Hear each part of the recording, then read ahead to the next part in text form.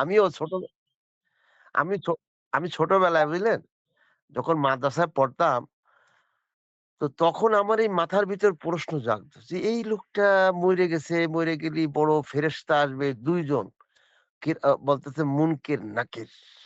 মুনকির ও নাকির। আচ্ছা, ২ জন ফেরেশতা জিজ্ঞাসা করবে, "মান রাব্বুকা ওয়া মান দীনুকা ওয়া মান নাবিয়ুকা?" আচ্ছা, বুঝলাম। তো ওই লোকটা তো আরবি ভাষা যদি না জানে তাহলে কোন ভাষায় জবাব দেবে? আমি তো বাংলা ভাষা আরবিই বুঝি না। আমি কি বলবো? আচ্ছা যাক সালাউদ্দিন ওটা ভাই, বাদ।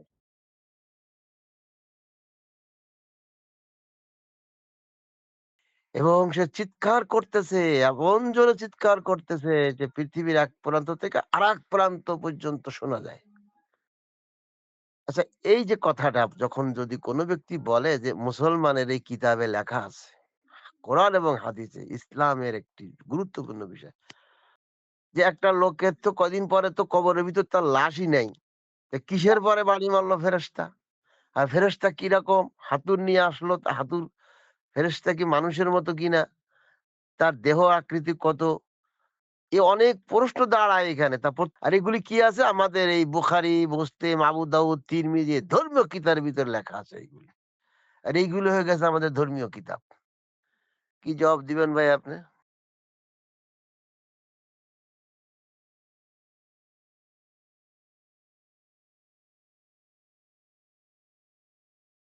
যদি একটা বলেন। লোক যায় বলে কোরআন আর হাদিস দোনোটাই মানুষের তৈরি, এই দুটি এইগুলার কোনো প্রমাণ নাই, এটা আল্লাহর পক্ষ থেকে আসছে বা রাসূলের কাছ থেকে আসছে, এই কথা বললে সরাসরি আরে বলবো এই মুসলমানই না তো কোরআন আর হাদিস দোনোটার একটাও কোনো লোক না মানে আল্লাহর পক্ষ হুম। থেকে আসছে বা আল্লাহর রাসূলের কথা বা এটা মানতে হবে ইসলামের সত্য, তাইলে হ্যারে কইবো ভাই তুই বিধর্মী, ইহুদি, খ্রিস্টান, নাস্তিক, বুঝেন না, এই কথা বলবো সরাসরি।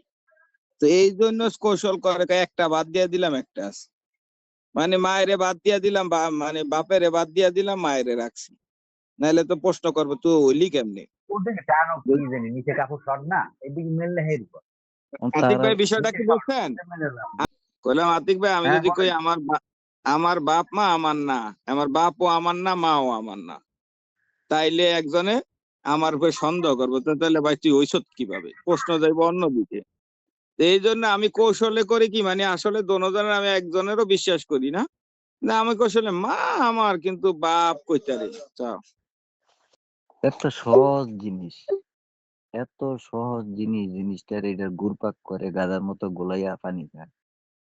আমি তো আনকমন জিনিস।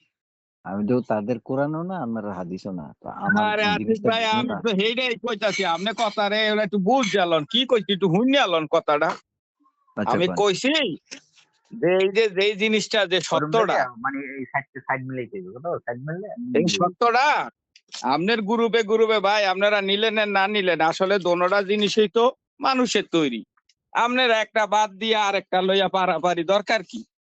হয় মানলে দোনোটাই মানে, না না মানলে দোনোটাই বাদ দেন।